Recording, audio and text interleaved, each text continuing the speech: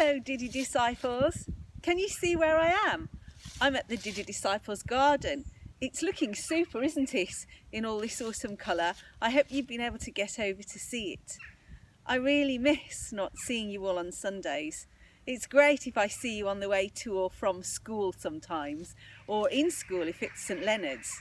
And it's a good idea now to take the time to say how proud we are of all of you, because you've been doing so well at school when it's all a bit different to normal. So carry on being as brilliant as you have been being. Have you noticed my crown?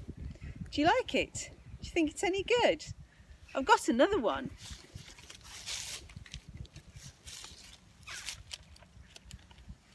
How about that one?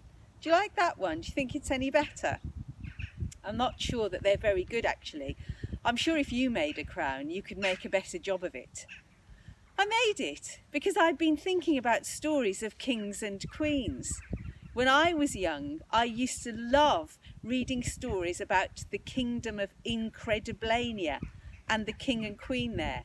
I used to like the stories because they were so funny. Do you have favourite stories about kings and queens? There's one, isn't there, about the king who banned the dark. I think that's a good one. There are lots of others.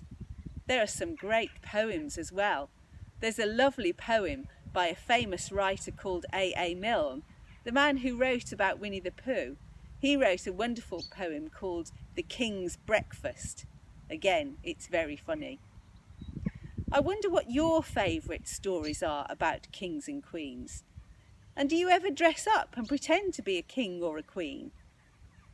The reason I've been thinking about it so much is that this Sunday, the 22nd of November, in church, it's called the Feast of Christ the King. It's a day when we think about Jesus being our king.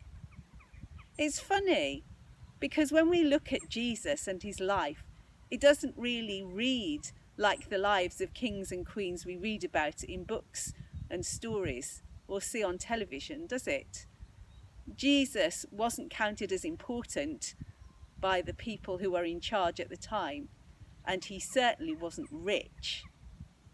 No, the reason we call Jesus our King is because Jesus cared more about God and about us than he did about himself. That's why he's our King, because that's what kings and queens are supposed to do. Have you read the story of the Big Friendly Giant, the BFG? Or maybe you've seen the film on television. Our own queen is in that story, and she's very good and kind and does the right thing. Jesus is our King because he loves us more than he loved himself. When we dress up as kings and queens, it might be interesting to remember that. Why don't you go and hunt out your favourite stories or television programmes or films about kings and queens? Perhaps you'd like to make a crown or some other things. They'd look much better than mine, I'm sure. Don't forget to come up when you're going past and have a look at your garden. See how the birds are eating the seed. See how your stones are still looking wonderful. And this is going round and round in the wind.